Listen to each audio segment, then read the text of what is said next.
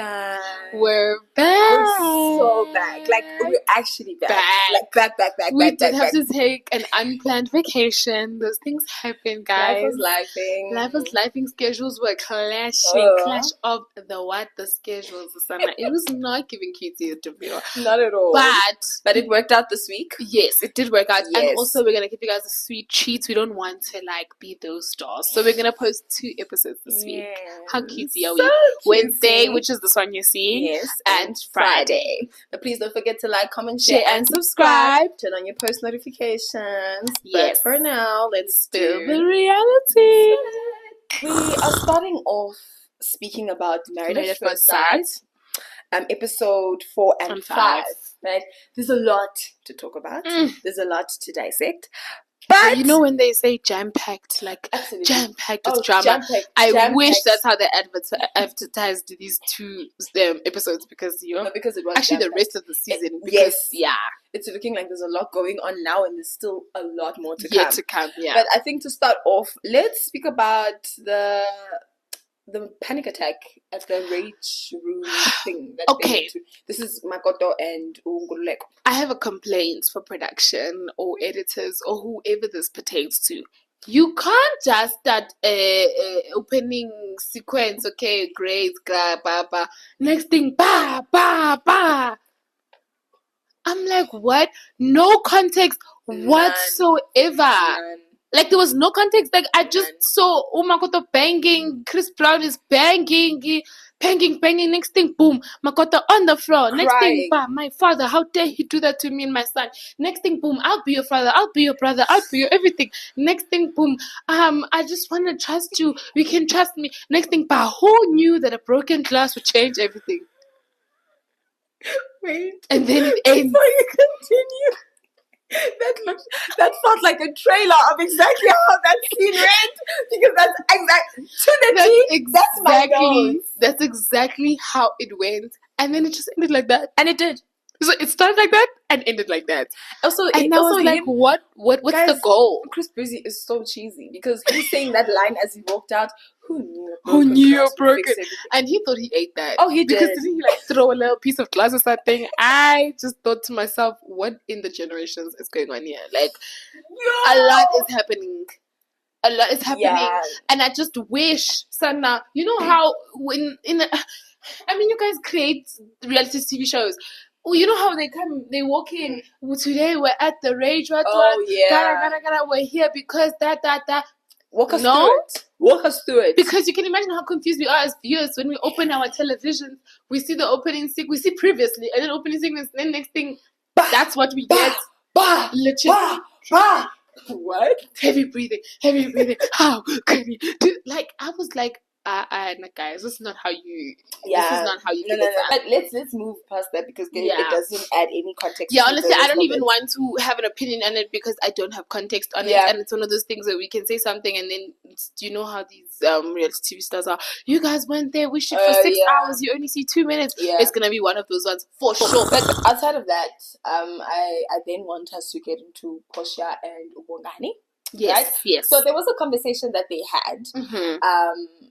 Where they were at a bridge. It was kind of like a bridge area, and then Ubongani asked Portia about, okay, Portia, when we came into the experiment, we gave the experts a list of what we are looking for, and I just want to check in with you. Am I what was on your list or not? And why would you ask that? Portia, no. I feel like I get it. He knows though. I feel like Balisa, he knows, but he never really got a confirmation from her. Because I feel like we even see it later on when she goes to the doctor. I can't wait to talk about that. And then she now changes her story. She even says dubious. I was like, what a beautiful word for that. Absolutely. So I feel like he had felt it, but he wasn't sure. So that's why he asked. So what did you think about her response? I will say one thing I notice about Bongani every time they have conversation. He's a very confident man, and he's very much happy with who he is, and I don't think he's an insecure man at all. Hence, I think maybe what you're saying is right, that the conversation is necessary because he's one of those people you actually can be honest with, and he won't maybe freak out or whatever the case may be. Yes. But Yeah, I felt like Uposha was being fake as per usual. Yep. Like, she's standing there trying, fighting the urge to not directly just say, hey, no, you were not what I'm looking for. She kind of beats around the bush, starts speaking about I think his personality and all of that. And honestly, throughout the whole thing, I kept thinking this could have been her chance maybe to be a bit honest with him. And say, hey, this is where I'm at. Obviously in a respectful way. Yeah. But I felt this was her chance, because next thing she's at the dinner and she's passionately speaking about how much she cannot, she can't. It's not even one of those things where it's oh, I'm trying. I can't. This is the hardest thing I've ever gone through in my life. I am pretending. Save me was basically what she was saying in that conversation. How do we go from me giving you a platform to say what you need to say to you then having so much passion and opinion speaking to someone else. So for me, that it all came full circle at the end, where I was just yeah, no, then you could have just answered honestly. You know what I mean? You know, and I feel I'm sorry to be jumping all over the place with Ubongani and Uposha, but unfortunately that's the nature of their thing. But Uposha, at some point, she even says later on, I'm not sure if it was in episode 4 or in episode 5, I don't know who she was speaking to, but she was I'm trying to like him. Yeah, she did say that. I was that's diabolical. Because what do you mean you're trying to like him? So you don't like him as a person. No, but you see, that's where her dubiousness comes in, because she keeps from the beginning, she keeps saying their personalities are great, they mesh perfectly. However, the problem is just looks. So, and I think even the therapist, again, apologies for jumping around, says that the issue is when a person prioritizes looks to this point. The issue is not per se that she has a preference or whatever. The issue is when your preferences or whatever matter so much to you that you're almost willing to disregard any and everything else. Does not matter if I buy you a house. It does not matter if I take you to Portugal. It does not matter if I tell you I love you and literally I have eyes for you and you're the prettiest girl and I feel like Yakutan. It doesn't matter. None of that matters, because at the end of the day, you're not tall, dark, and handsome. And that's where the problem is. And I couldn't agree more that you are willing to give away anything as long as it's not tall, dark, and handsome. Yes. And that is the problem. And you know what my problem also is with this whole chat and this whole narrative that she's playing into is the fact that Uposha has a type. Yes, her type is tall, dark, and handsome. Yeah. But at the end of the day, she knows that Itaipiake has not done anything for her. Here she is on the show, Married at First Sight, being still fixated on this tall, dark, and handsome narrative, tall, dark, and handsome man. And it's here's a man that is not tall, dark, and handsome according to you, but at least he exudes being a husband. This man loves you. He's going to take care of you. He's about you and he sees you only. Outside of the fact that, and I think I had mentioned this even before, at the end of the day, she doesn't tick all of the boxes. 100%. And they had a conversation where he did say that, but nah, there are a couple of things. I wanted a 20-something-year-old. I wanted a max 30-year-old, size 28, I think. 28, whatever. And she doesn't fit that. She doesn't meet that criteria. Yeah. But you're not seeing him shoving that into her face, which is then goes to my thought process of being Ubongani is such an emotionally intelligent man. 100%. That right there is an emotionally intelligent and him man. Still continuing with this, knowing that and feeling. Knowing is something, guys, but when you're feeling, you're sitting with this person and you feel me. There was even sorry, Palisa, but there was even a moment when they were having a conversation and he was I don't know, they were talking about the therapist thing and he was she said, no, just I want to want you, and he was because you don't want me right now. He was just no, I never said that. I'm just saying that I want to want you. And he's if you are wanting to want me, that means you don't want me. So why are we trying to play cat and mouse here? Let's say the truth. And that's what I'm saying, that thingy Uwangani really looks like someone who can take the truth, guys. I think we've seen that now time and time again, that the truth is not something that he shies away from, and mostly he's actually more than willing to give her the time to fall in love if she falls in love, and not if not, you know what I mean? It's almost as if he's saying the ball is in your court. I'm here. And that takes an emotional intention for people, and trust me, if it was someone else, if it was Timber, if it was Tepo, if it was any of those other guys, I'm not trying to play a comparison game, but if it was any other man, I promise you, girl, it would have been done for. Yeah. Because that man is basically putting the ball in your court and is okay with you being wishy-washy. Damn. And willing to sit and wait for you. Until you make your mind up. No. Where are you going to get that? No way. And it's understandable if someone won't receive that, because why would I want to sit and wait for someone to like me? I don't want to say Portia doesn't deserve him. I don't want to say that. I feel like that's a very, bold statement to make. But right now, I'm just like, damn, I wish he had better. Yeah. However, I do think Portia is deserving of such a man. I think all women are deserving of such a man. I just wish my girl could, put that aside for a second. You know what I mean? Yeah. And see because it's blinding the fuck out of her. She is blind right now. She can't see anything. She needs to go see my optometrist. She is blind. Okay? Soon after that. Yeah.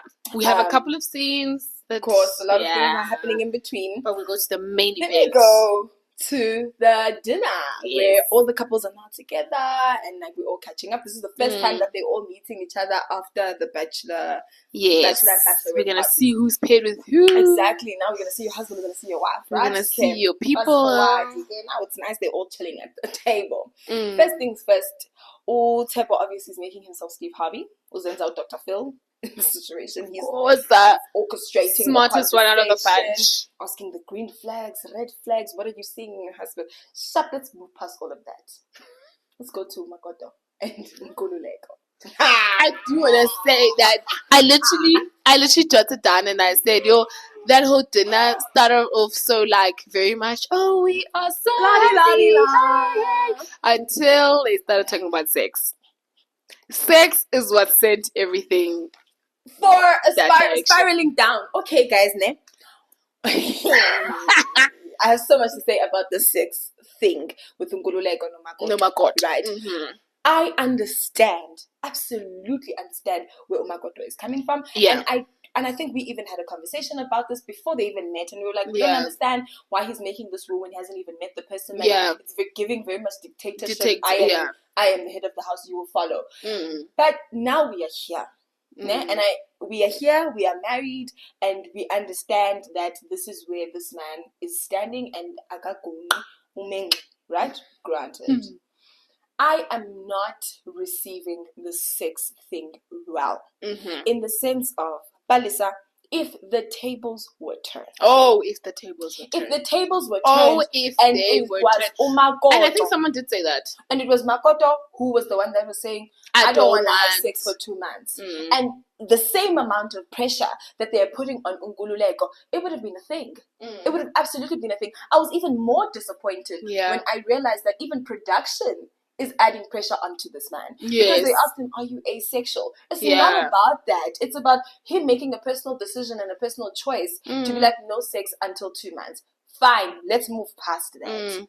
Let's now talk about the fact that Umakoto thinks, as a wife, because she knows him so well. As a wife. Because they're married and stuff. They're married.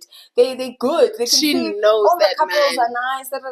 She thinks the best thing to do, the wisest thing to do, is to talk about the sexual relationship that you and your man are having, and the sexual troubles that you and your man are having in your private space, in your bedroom.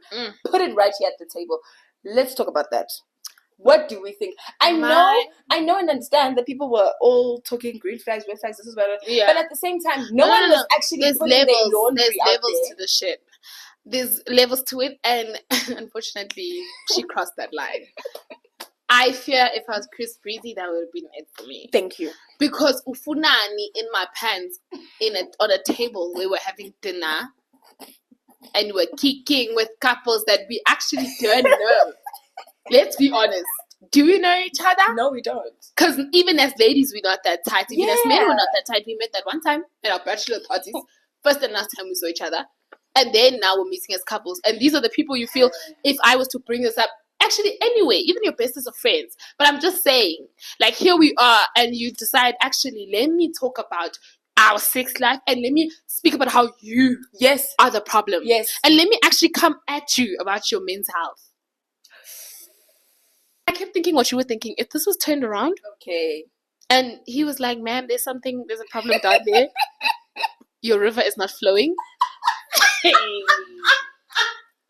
The whole country would be in uproar. Oh, the country would stand still. Because what do you mean? Stand still. Because what do you mean?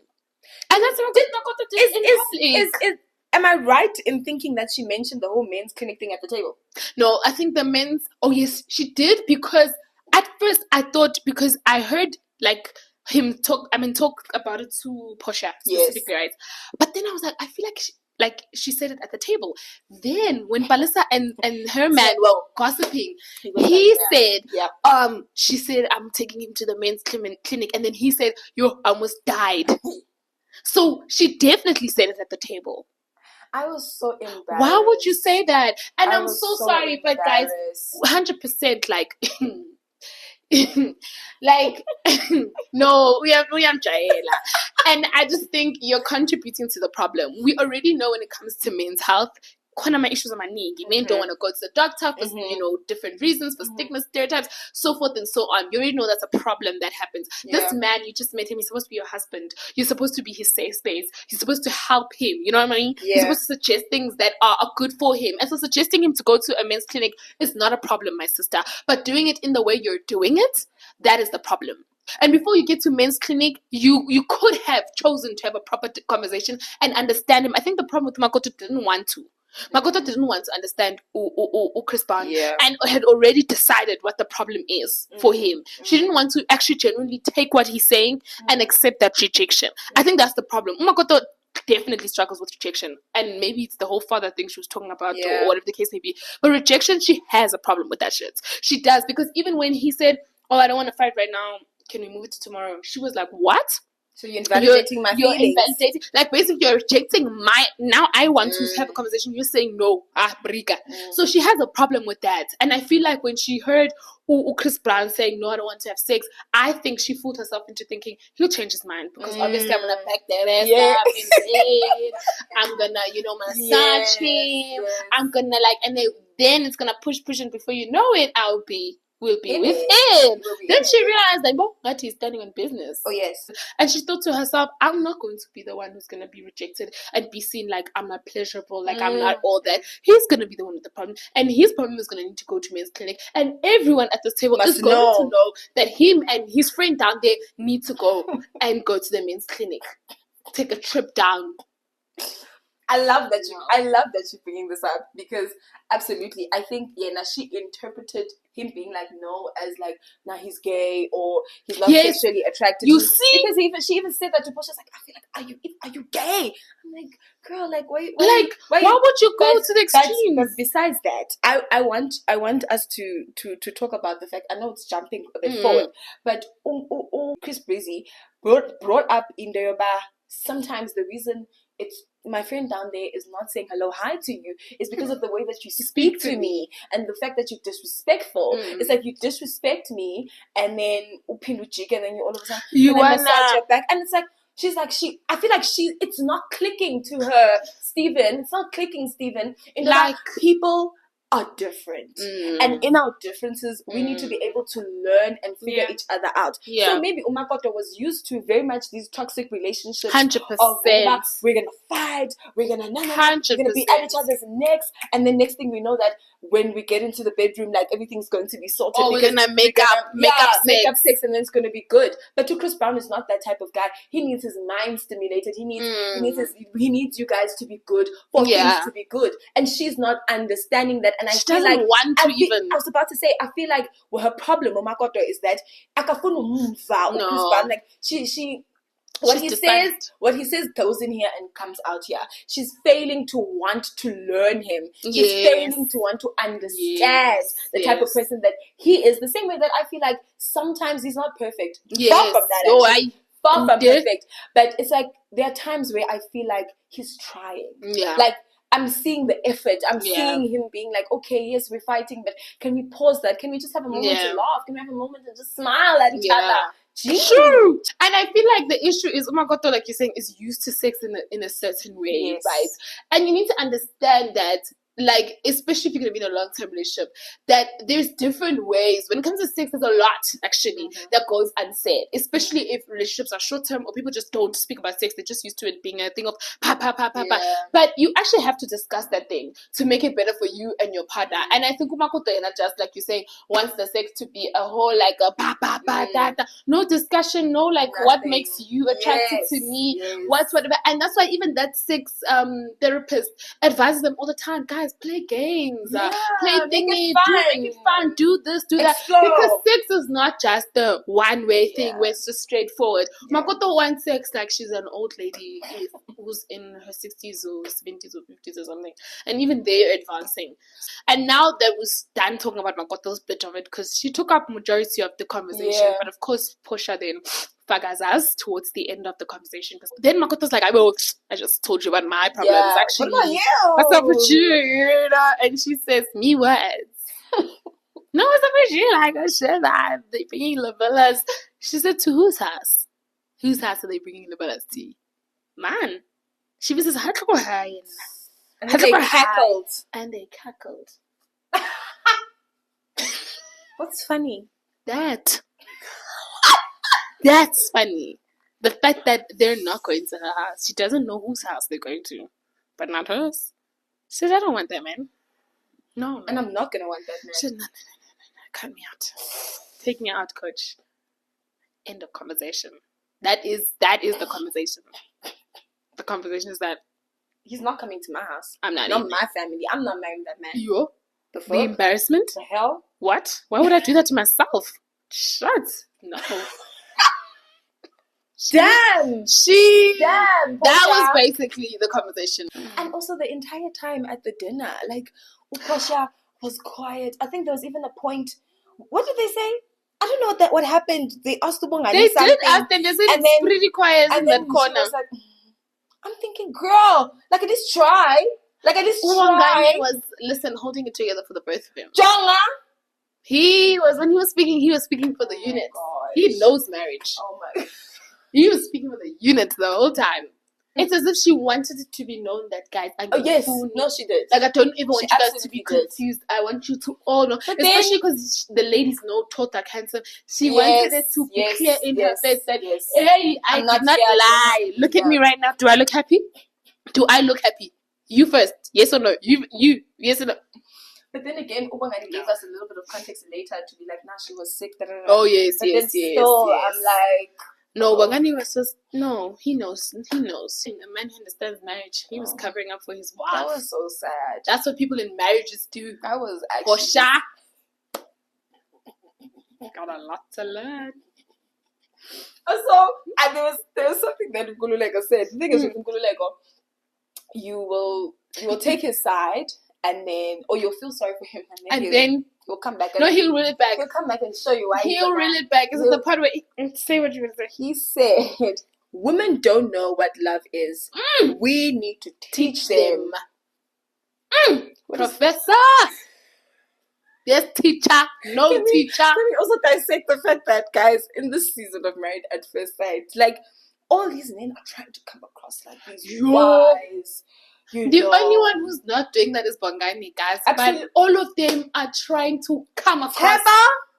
Wow. Oh, the most profound man in the world. Wow. Professor, doctorate. Then there's Nkululeko, pastor, degreed man of honor.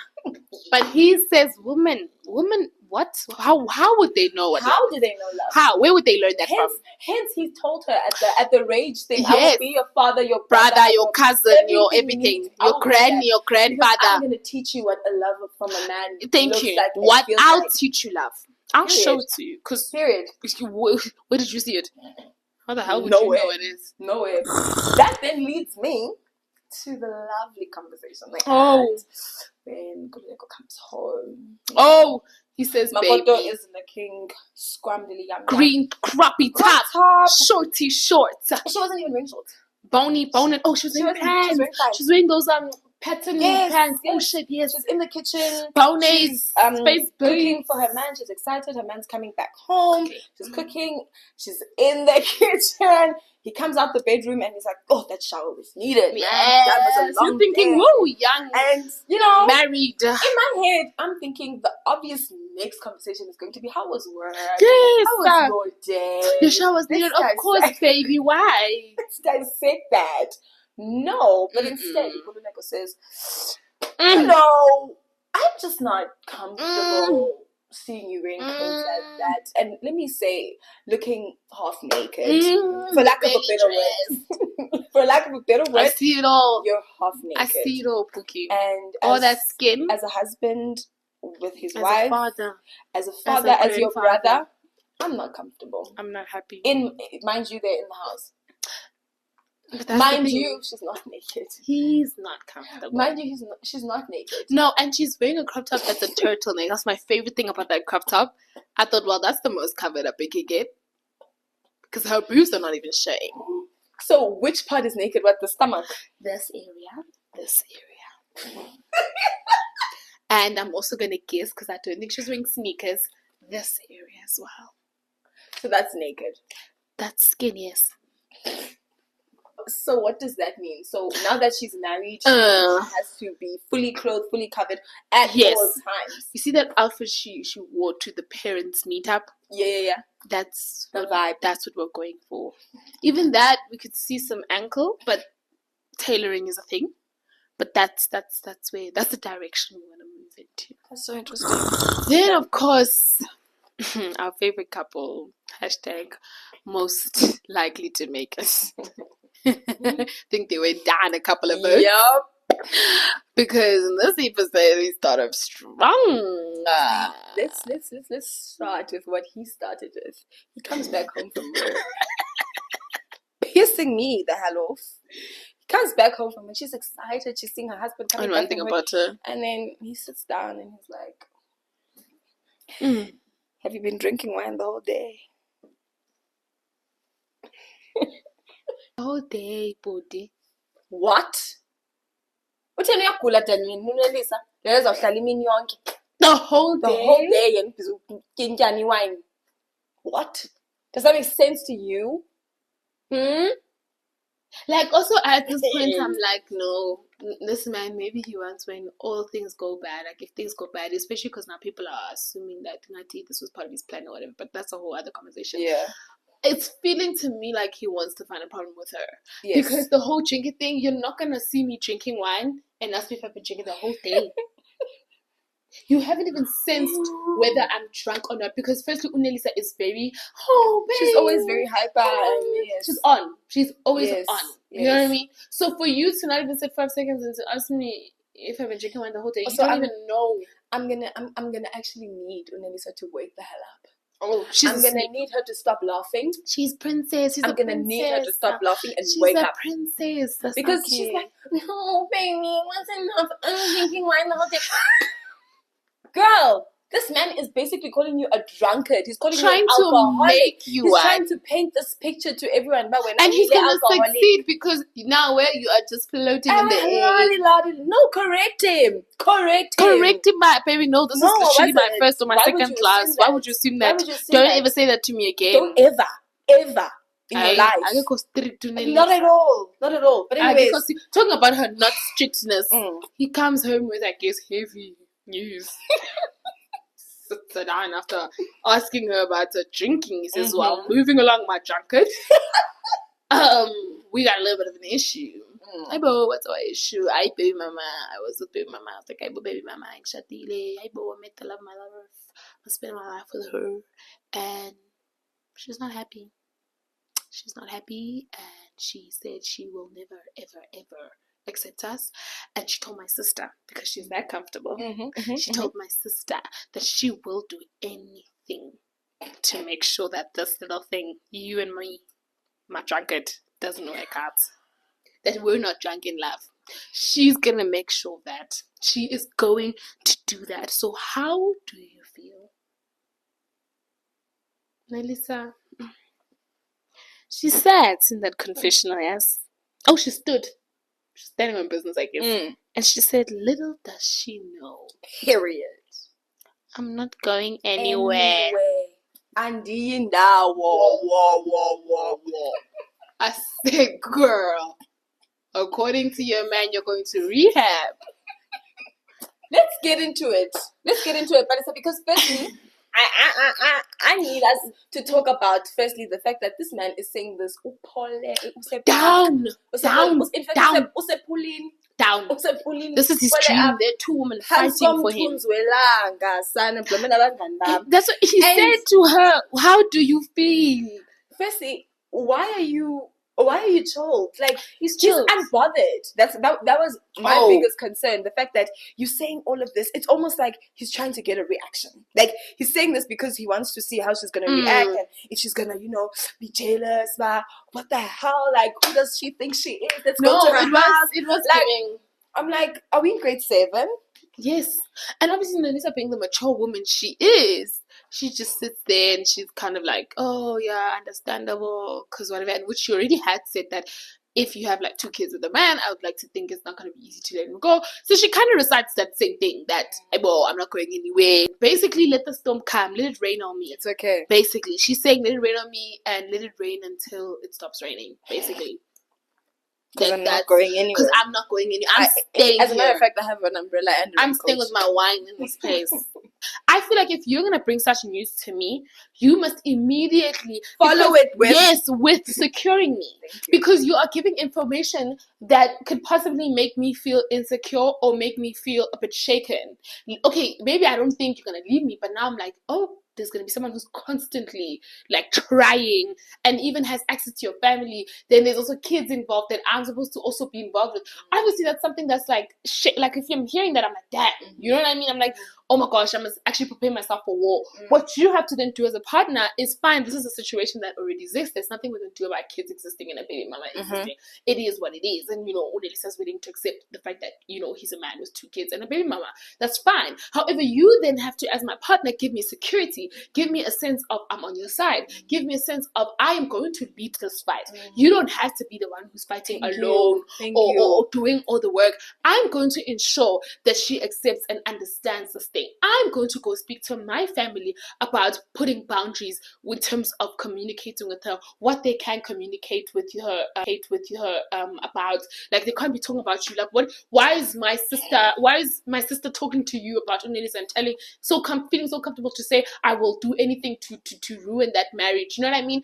Like I will do all of that. I will, because at the end of the day, I'm putting you in this position. Nobody else, me. And I'm a man. I get how you guys like pretending you're these men that are so like have high EQs and all of that stuff. Do it then. Let us see it. Because when it's time for it to play out, nigupi, nipolile on the couch waiting for a reaction.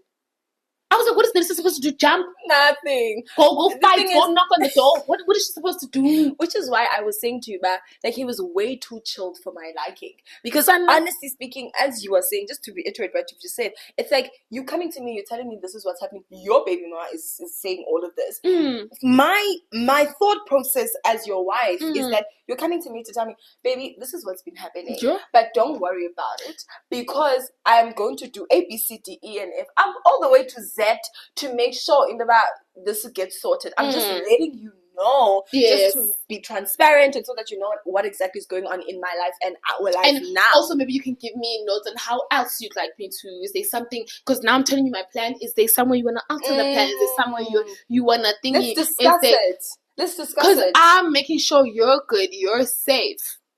And let's remember, baby, the goal here is to have a proper relationship with the kids. You know what I mean? So this is what I'm practicing. I won't take this. I can take this. Like, and you know what? You know what pissed me off even more? It was then fast forwarding to the boys' night. Yes. It was the boys' night. I was watching it, and he's obviously relaying the same message to the boys. But okay, this is what happened. My baby mama. This is what she even called production to give them receipts, pictures, all of that. Yeah. You know what? I am starting to realize, and I'm realizing even more, especially with these 3 men, Utepo, Nkululeko, like Utemba. One thing about men, and we say this all the time, we say this so many times, men will literally try to make you look delusional. Yes. Because for me, I'm telling you now, it felt, when I watched that scene, firstly, what the hell are you laughing at? What was so funny? Are you laughing at? I even paused. I paused it. I was like, what's funny? Maybe I'm missing the joke. Because one thing I can tell you now, Balisa, there's no way in hell that woman is tripping out the way that she's tripping out unnecessarily. Oh, she is definitely to that point, valid guys, for what she's feeling. Screenshots. Even in the call, yeah, it's all over the place. But even in the call, there was a moment where she was like, at the end of, like, I was shocked because me and you had a bit, yes, we had a bit like of an argument or whatever, but I was of the thought and about we're going to sort it out. We're going to sort it out. We're going to work through it, only for you to come back and tell me that you are married. So in my head, immediately, which is why I even wrote in my notes, I said, Nelisa, I'm going to need you to wake the hell up. Vuka emakande, because she's chilling there. I'm like, what are you doing? What are you doing? Because obviously we can clearly see that there's a relationship here. There was definitely a relationship here. Before this man went onto this thing, this show, him and his baby mama were a thing. Who knows? Maybe they were dating. Started a fight. They were dating. Go on the show. Absolutely. Because so I'm like, why is it not clicking to you? It's not clicking to. But even the boys asked him, what are in the screenshots? Because you think she sent stuff to what is it that she said? What is it that she sent that could possibly be proof of you guys being together? Because if you're claiming you're not together, what is it that she's sending? What is it? What is it that she's sending to these people? And she was like, no, like, what I feel like even Nkululeko was kind of like side-eyed. Nkululeko was the one who kept saying, what was in it? He was like, what was in it? He's like, two and two is not making 4. It wasn't making 4 though. It's not making 4. It was not making 4. It was very much giving, hi boys, this is T, Sana, like, haha, not my ex who I was still in a relationship with. Freaking out. The one I paid, Lobola for. Not she freaked out. That's now, basically his wife who's having that discussion. You know what? And now I just felt like that whole boys' night that he called, because apparently he called the boys to be like, that's boys, wild. Pull up, I want to tell you guys what's been happening. For me, it genuinely felt like he knew that the story was going to come out. He knew that maybe even when the show starts to air, the ex is going to probably damage control and stuff like that. So he's trying to make it seem like whatever comes out, you guys must know that she's crazy. Like she's crazy. Delulu. Don't pay her any mind. Because even the fact that he brought up the whole thing, but she called production, and then Gululek was like, I don't even have those people's numbers. He's trying to say, but that's how crazy she is. That's how crazy she is. That's what he's trying to do. I don't even have those people's numbers. That's concerning. You should have their numbers. You're on their show. What? I don't even have those people's numbers. Man. And it was a hurrah. Even when 2 + 2 was not equaling 4, they were okay with that. Also, Nelly's reaction. Now let's move to the phone call. My girl, I didn't know if it was language barrier or what. Because my girl was like this the whole time.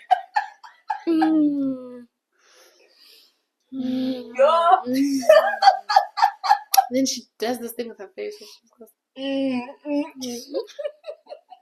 I was like, are you just confused? But I like the fact that baby mama said in English, she will see the type of person that you are. Oh yes, that one, she understood the language. Like, so I don't know if generally I don't understand if Nelly like in Nelly language barrier, because my girl seemed very like, she seemed wusa. She seemed, firstly, it didn't look like they were on a call with his baby mama. Oh no, like the way they were together as a couple and whatever. It was not giving like we are trying to solve a real problem here of Islanya. It was not giving we're dealing with a crazy person right now. To me it was cool. To me it was like a to like me a, it was like a, oh my goodness. It was giving like we both know she's crazy. Like let's not even mind like what she's gonna say. Like she's gonna say something delusional. She's gonna be delusional. Like it's okay together. Because even when she said, but she's gonna see the person that you are, he wasn't phased. Oh, he didn't bat an eye. He said, He said, He said, period. That's my favorite thing about him with this whole thing. He's just very calm. It's like it's actually not even his. No, because he's got it under control. It's not his situation happening. The thing like is, you would think this is his friend's life. He's got it under control because Unelis is literally eating out of the palm of his hand. Oh, actually, no way. There's no way. Because, like, Lisa, respectfully, at the age you're at, and I'm saying this with so much respect, mama, I mean it, I really do. I'm not gonna miss the same age as your son. Like, I'm not gonna disrespect you. I'm just trying to say, ma'am, you should have eyes wide open. Absolutely. And I like to think you should see a red flag from a mile away. It's giving when the cameras are off and when he's at work, him and his wife are catching up. How are the kids doing? Cackle, cackle. Don't worry about it. After we're done shooting, I'm with you, mama. Bruh. Like, don't worry about it. And what's concerning for me was even her not being able to actually read like the baby mama in that conversation. At that point, she was very calm. And if anything, she was sure of the words she was saying. You know, when someone is no longer even trying to scream anymore, trying to fight anymore, they're just like, you know what? It's okay. Because at the end of the day, this person's going to show you exactly who they are. Like, exactly who they are. If I was only sitting in that situation, I've heard about Ihlanya. I mean, this whole time I've been hearing about the person. I'd like to think that was the first time she's hearing her speak or whatever. Then next thing, I'm hearing this person who, yes, was calling production or whatever. But in my head, I would think the switch. Like from, okay, you call the sister, you whatever, it's a whole thing. I'm not going to let this happen. Call production, gara. To like this thing of, actually, never mind. It's okay. You'll see him. I would be concerned. On top of that, Valisa, I have this belief in my head. And I stand by it. Stand on. I feel like men are very intentional with the things that they do and the things that they say. Men are very calculated, right? Sharp. So they're at the bride. They're doing a bride. It's nice. It's because he's playing his DJ music, showing us as a DJ, whatever. It's not the point. Then he is the one that suggests the call. And in this call, you can tell that this man is cool, calm, and collected from the beginning of the call to the end. There's no way in hell that he maybe did not have a conversation with the baby mama before to let her know about, I'm going to call you at some point. There was definitely a conversation there. Because if she's as crazy as she is, or as crazy as he paints her out to be, I would be at the edge of my seat. If I was a Temba, I'd be so, like, I'd be at the edge of my seat. Because I don't know what she's going to say because she's crazy. She's crazy. She's crazy. But all of a sudden you cool. All of a sudden you calm. Yes. All of a sudden you collected. Yes. Because I'm sorry. Because I've dealt with this crazy. I'm used to it. Oh, I'm not buying it. I'm used to it. I'm sorry, I'm not buying it. No. I'm so used to it. Scene. Thank you. Moving right along. You didn't move to Makoto and Nkululeko. Their little therapy sessions. And one thing about them, they are going, if there's one thing they are using and making use of in full entirety, it's those therapy sessions that they offer there. They are in every single They are taking that. They know that's like a good 1.5 position. Oh, absolutely. They are. Absolutely. They are in it. Like, they're taking Timber and Melissa sessions as well because I've never seen them. I've never seen them at a session. They're shaping that time as well. Yeah. So anyways, we start off the session with the Yendes. That was their first therapy session with the Yendes, and of course Makoto is mad. Live it, She's like, no, like guys, you guys just don't understand. Like Nkululeko is not the same person. Like the person that he is when the cameras are on versus when the cameras are off are like two completely different people. And they're like, okay. Like what is she talking about? What's she talking about? But still, no, but they get the lady Mayende gets it. Like she kind of I think she clocks that too. Yes, I think because at that therapy session they didn't make her get into it. They didn't. But I feel like they saw past the bullshit. They were like, no, we know what she's talking about. We know this type of man. Like we can understand where she's going with this. Then fine, fast forward. Now they add the therapy session with the sex therapist. Love her down. Oh, she's livid again. Makoto, on fire. One thing about our queen, she's going to be livid. She said, you guys just don't understand. Lies! You don't understand. Stop lying! You're lying! You're lying, Nkululeko. I said when I come on the show that I told you in our first session, I said I don't want lies. I want to leave. Let me go. I can't sit with this man. I can't. I don't want him. Latoya's lies. That is actually version 2 of that video. So obviously she's mad. She's like, can I go? Can I just go? Can I leave? They was like, okay, but I want to hear your side of the story. Like, what's going on? She's like, okay, Nkululeko, I'm gonna need you to take a step outside so that I can have a conversation with Makoto. And then Nkululeko's like, oh, okay. I got to. Deuces, I'll see y'all later. She's like, okay, what's wrong, Makoto? Like, take me, like, bring me in. Like, what's going on? Because I think at some point the therapist was like, it's not 1+1 is not the two. passion. Yeah, the passion in comparison to what you were telling me. Like I'm not. Also, the thing we're talking about lying, because the thing they were talking about when she was saying he's lying was the whole period. Yes. The fact it also wasn't like as humongous. Yes. But her reaction was huge. Like, so she really wanted to dissect that. Well, what's actually going on? So then she gets into it. She's like, you know what? Ngoluleko is not the same person. He is not as the same person. He's fake. Like, he's fake. Ngoluleko, he's such a liar. Okay. And then she's like, okay, like, tell me, like, give me an example. Like, who is he when the cameras are off? She's like, let me tell you something. Okay. Let me tell you something. Me and Ngoluleko, we can finish 2 bottles of wine. We can finish 2 bottles of wine. Okay. She's like, oh. That's it? I was embarrassed for her. Very embarrassed. Because I thought, oh. That's it? Now it looks like you're both just, like, heavy on the substance. Have a problem.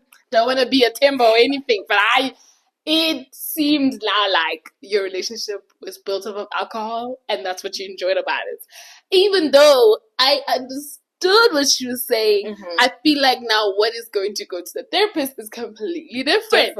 Because Umakoto is trying to say, listen, my sister, me and this man, we get each other. If anything, he's no better than me, he's no better than you, he's no better than anybody else. We meet each other on that level. But as soon as the production comes in, we need to be profound. We need to talk about saving the nation. We need to talk about politics. We need to talk about saving who at the hospital, praying for this. We need to talk about what does marriage take. Oh, absolutely. We need to talk about sacrificing. Putting each other first. Those are the conversations we must have when the camera comes. But as soon as they're off, we can chill. We can chill like bros, bro. We can chill without 2 bottles of wine. And the 2, when I say 2, doc, I'm not trying to say that, we are like, any substance abuse. But you know how when you're having fun, you can just drink? Yeah. Like, it's so safe. You don't even know how much you're drinking because it's so nice.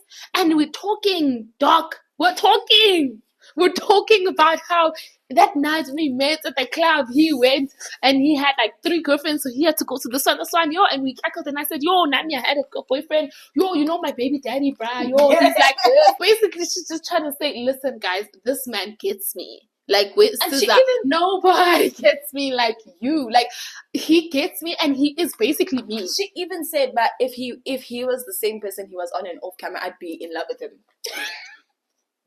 He said, this would be my person. You, my husband. As experts, you would have done your job. So I understood her frustrations were like, okay, you've decided for yourself that, Mina, I want to be a pretender. But Mina, when I came here, I didn't decide that I want to pretend and I want to be of a certain level and I want people to perceive me as a certain person, because that's not how I live my life. But now you that's what you've decided for you. Now I must be roped in. And now I must also pretend. And now I must also now sit and be like, yeah, babe, agreed, the nation and whatever. But at my intro, I was young, lively, Makoto. People are gonna be also confused. If she decides to jump on the wagon, but I go, girl, what is happening now? So she's just saying, bro, like, I promise you, me and this man are good. What's not making us good right now in this moment is the fact that when these things come on, all of a sudden now, he's a different person. We have to be holier than thou. We have to hide the wine. We have to hide the wine in case production wants water and they see it. And I'm tired of doing that. And I get it. And I'm confused because next thing I'm talking to my husband, the next thing I'm talking to a stranger because I'm like, who is this man? But then obviously, we continue. Oh, just when you think this is it. You think it's the peak, but you think we've reached it. I mean, she was distraught. It goes higher with Makoto, like it can never end. Yeah. So now it's a brand new day. Ngululeko was coming back from work, and he's like, okay, let me show my wife I can be romantic. Yes. Let me go buy her a gift or 2. Package it nicely. And there's some wine. Our favorite thing. Hey, he comes home. She's sitting on the couch, and then, got you this. What do you think? She opens up. She takes out the wine and she's like, woo, Kaka, you ate that. Oh, she takes out the package. Oh my gosh, like, I've never received a gift that has been packaged like this. Thank you so much, babe. Opens it up. It's great. And she's like, but we're like, you know that before the cameras got here, we went okay. This is literally the switch. We went okay. This is literally the switch. We were fighting before the cameras got here. We were like, what? And now all of a sudden, like, can we talk about that? No, babe. I think maybe let's talk about it. Like, can we? I just want to stay happy right now. So okay. So maybe postpone it. So you're just dismissing my feelings. You're just dismissing my feelings, then I guess. Because you got home and like you were throwing hand signals. You're throwing hand signals at me. And I was confused, like, what's going on? What's going on, Gululeko? The gangster that you are. Gululeko was confused. Like, Gululeko was like, Gululeko is confused. Can we talk about this tomorrow? Like, honestly. But he still gives in. He's like, okay, no. You like, I came home. I was saying, no, you came in. You were like, hey, you missed me. I missed you. Come give me a hug. Come give me a hug. I missed you. That's the fight. He's like, okay. And then after that, she goes, I did something nice for you today. That's my favorite part. I did something nice for you today. I have your nails on. I have your name on my nails. I also did something good for you. Good luck. Just stand. Now that was thrown in randomly. Just like placed it. We're arguing about one thing. She said nails up. She said roar. I said what? Where stop the bus. But as I'm putting two and two together, I'm understanding that the issue she had here is that she was chilling or whatever, and the balcony, he comes in, he's in a joking mood, clearly, good mood. Mm-hmm. He comes in, he's like, I missed you, what's that? Come here, you know? Yeah, it's like joking with his wife. You know what I mean? And she didn't receive that well. And so she was like, Ibo, respectfully, don't talk to me like that. And then I guess he just took it and he was like, oh, okay. And then the gift thing happened. Now in my head, I'm like, okay, but then this could have easily been solved. Mm-hmm. Because why did she pretend like this was a problem that cannot be dealt with tomorrow? Like when good luck was like, okay, it's fine. Let's actually get into it. Like thing. I thought, okay, we're gonna talk about the whole fake thing. That's what I thought. Because that is a big problem. Let's be honest, that is a huge problem. However, you're like, let's talk about it, and now you're talking about a miscommunication in which you didn't want to understand that I was just being sarcastic and I was playing with you. And you're like, you don't play like that. Like then, you're not accepting of what I'm saying. It doesn't make sense. So now, okay, fine. Let me just say I was being disrespectful. I just say, okay, fine. It's whatever you want. Now what? Because you're fine. When I defend myself, you still have a problem. Now if I give in and I'm like, okay, grand, I was being disrespectful. Now what? It's more of a fight again. Yeah, I mean, then she went on to say that even those gifts, half of those gifts, I don't even like them. As a matter of fact, all of them. I don't like them. The only thing that I love, my dear juice.